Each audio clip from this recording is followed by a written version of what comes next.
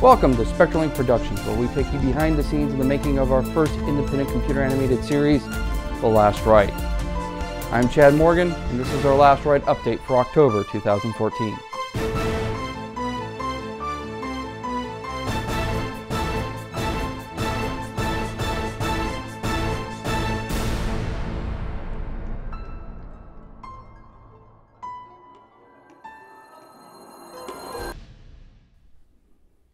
As you might have noticed, we took a month off from doing our update videos, but not from our work on The Last Rite. We've been continuing to work on cloth and hair sim, cleaning up existing shots, and working on new ones. We've also been getting new shots ready for rendering, which leads us to solving an interesting technical problem.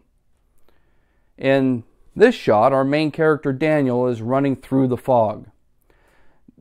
To render the scene all at once is very expensive and, to be frank, doesn't look good with Daniel's hair.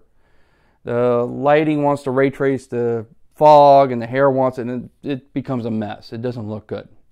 What we want to do is render the scene in layers, which means we need Daniel to appear as a matte in the fog layer, and that brings us to this month's Quick and Dirty.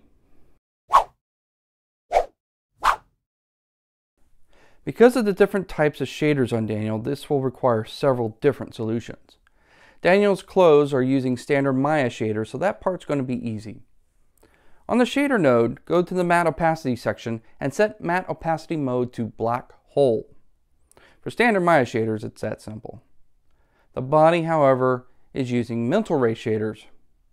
So for those, we need to replace those shaders with Maya ones. There's a few ways to go, but we've had good results using surface shaders. Remember to plug in your displacement maps from your original shaders. For the hair and fur comes the trickiest part. These shaders are hard-coded in the Maya hair and fur nodes and cannot simply be assigned a shader. On top of that, they do not have a matte option like standard Maya shaders do. Fortunately, since we're rendering with mental ray, there is a mental ray override option. Go to either the fur feedback node, if you're talking about overriding fur, or to the PFX hair node for overriding hair, and add a Boolean attribute called MI export material, and another one, a message attribute called MI material. We create a surface shader and drag the shading engine into the newly created attribute MI material. Now remember, we're not dragging over the shader, but the shading engine. Now another solution would be to use the new XGen geometry instancer, which will accept regular shaders and makes the whole process a bit easier. So that's it for this month.